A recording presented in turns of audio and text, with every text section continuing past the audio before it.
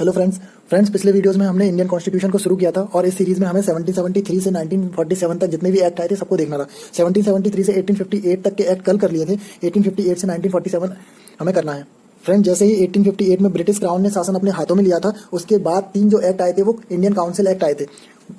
इन तीनों का नाम इंडियन काउंसिल एक्ट था, इसलिए हमें ईयर के साथ बोलना पड़ता है। 1861 Indian council act, 1892 Indian council act and 1909 Indian council act. Friend, आज हम यहीं तक देखते हैं, फिर नेक्स्ट क्लास में हम 1919 government of India act and 1935 government of India act को देखेंगे।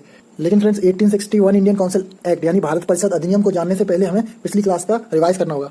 फ्रेंड्स, 1773 में रेगुलेटिंग एक्ट जब आया तो ब्रिटिश क्राउन या फिर ब्रिटेन की सरकार ईस्ट इंडिया कंपनी को रेगुलेट करना शुरू कर दिए थे और गवर्नर ऑफ बंगाल को गवर्नर जनरल ऑफ बंगाल बोले जाने लगा। रीजन पिछली क्लास में हमने बताया था। 1784 में पिट्स इंडिया एक्ट आया था, क्योंकि पिछले 1773 के एक्ट में कुछ खामियां रह गई थी। इस पिट्स इंडिया एक्ट में स्प्लिट्स इंडिया एक्ट बोलते हैं हम, जिससे हम याद रख सकते हैं 2 में डिवाइड है, ये बीओडी और बीओसी 2 चीज़ों में स्प्लिट है। ओके, इसके बाद 4 चार्टर एक्ट आए थे 1793, 1813, 1833 एंड 1853। उसमें हमने देख लिया था किस तरह से ईस्ट इंडिया कंपनी से धीरे धीरे अधिकार खत्म होकर सिर्फ शासन करना अधिकार रह गया था, बिजनेस का अधिकार खत्म हो गया था। और 1857 की क्रांति के बाद जब 1858 भारत शासन अधिनियम आया, उसमें ईस्ट इंडिया कंपनी के शासन को खत्म करके भारत का शासन ब्रिटिश क्राउन के हाथों में चला गया। फ्रेंड्स, आप ये स्ट्रक्चर देखिए, ब्रिटिश गवर्नमेंट और पार्लियामेंट के ऊपर ब्रिटिश क्राउन है। उसने secretary of state for India एक नई पोस्ट बनाई है जब से इंडिया का शासन उसके हाथ में आया है। फ्रेंड्स, जो secretary of state for India है, ये मेंबर ऑफ पार्लियामेंट, एक मेंबर है पार्लियामेंट का ब्रिटेन में। इसके साथ 15 मेंबर्स को भी सिलेक्ट किया गया। ये 50 member council secretary of state for India को एडवाइजरी बॉडी की तरह काम करेगी। और यहाँ इंडिया में गवर्नर जनरल ऑफ इंडिया को वायसराय बोलना शुरू कर दिया था। वैसे इन एक्चुअल देखें तो वायसराय और गवर्नर जनरल ऑफ इंडिया की अलग अलग चेयर थी, लेकिन इन दोनों के बीच में कोई कन्फ्लिक्ट ना हो, इसलिए हर बार एक ही आदमी को इन दोनों की चेयर पर बिठाया जाता है और हम इनडायरेक्टली बोलते हैं कि गवर्नर जनरल ऑफ इंडिया को वायसराय ऑफ इंडिया बोले जाने लगा। और फर्स्ट वायसराय लॉर्ड कैनिंग है, जो हमने पिछले क्लास में ट्रिक से याद कर लिया था। फ्रेंड्स, इस वायसराय को भी असिस्ट करने के लिए 4 मेंबर की एग्जीक्यूटिव काउंसिल बनाई गई, जिसको बोलते थे वायसराय एग्जीक्यूटिव काउंसिल यानी वायसराय कार्यकारी परिषद। ये ध्यान से सुनना फ्रेंड्स, फिर बाद में कंफ्यूजन हो जाती है। 4 मेंबर वायसराय एग्जीक्यूटिव काउंसिल इसको वायसराय को एडवाइस करेगी। फ्रेंड्स, अब शुरू करते हैं 1861 भारत परिषद अधिनियम। फ्रेंड्स, अगर इन तीनों को एक लाइन से पढ़ा तो बहुत कंफ्यूजन हो जाती है और पेपर में क्वेश्चन गलत होता है, इसीलिए तीनों को एक साथ पढ़ते हैं।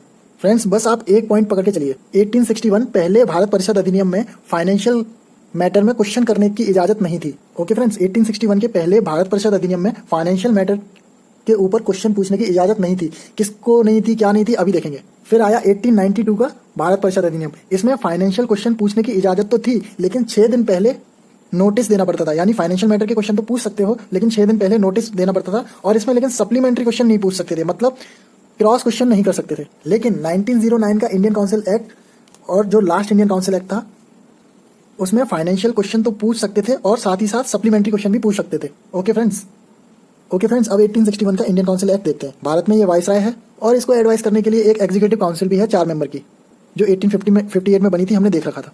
ये 4 मेंबर की कार्यकारी परिषद इसके साथ है, जो वायसराय को टाइम टू टाइम एडवाइस देती रहती है। फ्रेंड, 4 मेंबर की तो पहले थी, इसमें एक मेंबर बढ़ गया है। ओके, ये बात ध्यान रखना। ये एग्जीक्यूटिव काउंसिल तो ठीक है, लेकिन लेजिस्लेटिव पर्पज के लिए, यानी कि लेजिस्लेटिव पर्पस के लिए, विधान परिषद के लिए इस काउंसिल का साइज बढ़ाया गया और इसमें 6 से 12 एडिशनल मेंबर आ गए। मिनिमम 6, मैक्सिमम 12 एडिशनल मेंबर आ गए, क्योंकि दोनों काम संभालना है, एग्जीक्यूटिव भी और लेजिस्लेटिव भी। अब ये 6 से 12 जो एडिशनल मेंबर हैं, इनको डेफिनेटली वायसराय ही नॉमिनेट करता था। लेकिन जो 6 से 12 एडिशनल मेंबर लेजिस्लेटिव पर्पस के लिए बनाए गए, उन छोटी सी कंडीशन थी कि ये सिर्फ 2 साल के लिए रहते थे, 2 साल बाद फिर नए आएंगे। ओके, और दूसरी कंडीशन थी, जितने भी मेंबर सेलेक्ट होंगे उनमें से आधे नॉन ऑफिशियल होंगे, वो ब्रिटिश भी हो सकते हैं और इंडियन भी। जैसे 6 से 12 के बीच में लेट्स से 8 मेंबर को, एडिशनल मेंबर को सिलेक्ट किया, उसमें से 4 तो ऑफिशियल होंगे, 4 नॉन ऑफिशियल होंगे, जो ब्रिटेन भी वाले हो सकते हैं या इंडियन वाले जो भी हो। लेकिन इनको लेजिस्लेटिव पर्पस के लिए ही सिलेक्ट किया जा रहा था, तो ये सिर्फ विधायी कार्य के लिए ही एलिजिबल थे या सीमित थे, यानी कि लेजिस्लेटिव वर्क के लिए ही सीमित थे। ये फाइनेंशियल मैटर पर नहीं बोल सकते थे। यही मैंने बताया था कि फाइनेंशियल मैटर पर कौन नहीं बोल सकते, ये लेजिस्लेटिव मेंबर जो एक्स्ट्रा सेलेक्ट किए गए हैं वो। ठीक है फ्रेंड्स, फाइनेंशियल मैटर पर कौन नहीं बोल सकते थे, उससे आपको ये पूरी कहानी याद आ जाएगी। फाइनेंशियल मैटर पर ये लेजिस्लेटिव पर्पज वाले नहीं बोल सकते थे। अब एक फैक्चुअल पॉइंट है फ्रेंड्स, हमें पता है 1858 से वायसराय लॉर्ड कैनिंग ही है, यानी कि 1861 में वायसराय अभी लॉर्ड कैनिंग ही है। तो उसने जो 6 से 12 एडिशनल मेंबर चुनने थे, उनमें से 3 उसने कौन कौन चुना देखे। एक थे बनारस के राजा, दूसरे थे पटियाला के महाराजा और तीसरे थे सर दिनकर राव। अब ये सेंटर में वायसराय लेजिस्लेटिव पर्पस के लिए काउंसिल बना रहा है, तो प्रोविंस में भी लेजिस्लेटिव काउंसिल बनाने के प्रोविजन दे दिए जाने चाहिए। तो जी हाँ, प्रोविंस में भी, प्रांतों में भी लेजिस्लेटिव काउंसिल बनाने के प्रोविजन दे दिए गए कि आप बना लो। उसी के तहत बॉम्बे में 1862 में विधान परिषद बन गया, नॉर्थ वेस्ट फ्रंटियर प्रोविंस में भी 1886 में बन गया, और पंजाब और बर्मा में भी 1897 में बन गया। अब फ्रेंड्स, लॉर्ड कैनिंग जाए उससे पहले एक बात और याद रखनी पड़ेगी। लॉर्ड कैनिंग ने पोर्टफोलियो सिस्टम शुरू किया था। ये पोर्टफोलियो सिस्टम क्या है? एक मंत्री को एक विभाग दे दिया जाता था, वो पूरा विभाग संभालता था। एक फ्रेंड्स और बात ध्यान रखनी पड़ेगी, ये वायसराय है जो सबको लेजिस्लेटिव काउंसिल लेजिस्लेशन बांटता फिर रहा है। और पिछले वीडियोस में हमने देखा 1833 के चार्टर अधिनियम को खींच के इस साइड लाके बोला था कि बॉम्बे और मद्रास के जो गवर्नर है उनको लॉ बनाने का अधिकार खत्म कर दिया और लॉ कमीशन स्थापित किया था। तो ऐसा गलत क्यों? इसलिए यहाँ पे भी बॉम्बे और मद्रास के गवर्नर को विधायी शक्तियां वापस कर दी, आप बना सकते हैं अभी तक। फ्रेंड्स, 1861 इंडियन काउंसिल एक्ट पहला इंडियन काउंसिल एक्ट है। इसके बाद 1892 आएगा, उसके बाद 1909 आएगा। टोटल 3 इंडियन काउंसिल एक्ट है। पहले इंडियन काउंसिल में हमने बोला है फाइनेंशियल मैटर को क्वेश्चन पूछने की आज़ादी नहीं थी। किसको नहीं थी अभी देखेंगे, ऐसे बोला था। दूसरे में क्या हुआ, फाइनेंशियल मैटर पर क्वेश्चन बोलने की तो छूट मिल गई, लेकिन 6 दिन का नोटिस देना पड़ता था और सप्लीमेंट्री क्वेश्चन नहीं पूछ सकते थे। जैसे किसी क्वेश्चन का जवाब आ गया फिर लौट के क्वेश्चन नहीं पूछ सकते थे। और थर्ड में क्या हुआ, फाइनेंशियल क्वेश्चन भी पूछ सकते थे और सप्लीमेंट्री क्वेश्चन भी पूछ सकते थे। इसलिए हम 1861 के पहले इंडियन काउंसिल एक्ट में ये देख रहे थे कि वायसराय के साथ जो 4 एग्जीक्यूटिव मेंबर थे, एक एक्स्ट्रा आ गया, ठीक है, 4 एग्जीक्यूटिव मेंबर कार्यकारी परिषद या कार्यकारी काम तो कर लेंगे, लेकिन जो विधायी काम है उसके लिए 6 से 12 एडिशनल मेंबर को नॉमिनेट किया जाने लगा। और नॉमिनेट कौन करता था? ये वायसराय। इसी सीरीज में ये जो वायसराय है फिलहाल लॉर्ड कैनिंग, उसने 3 बनारस के राजा, पटियाला के महाराजा और सर दिनकर राव इंडियन थे, उनको एडिशनल मेंबर में से बनाया।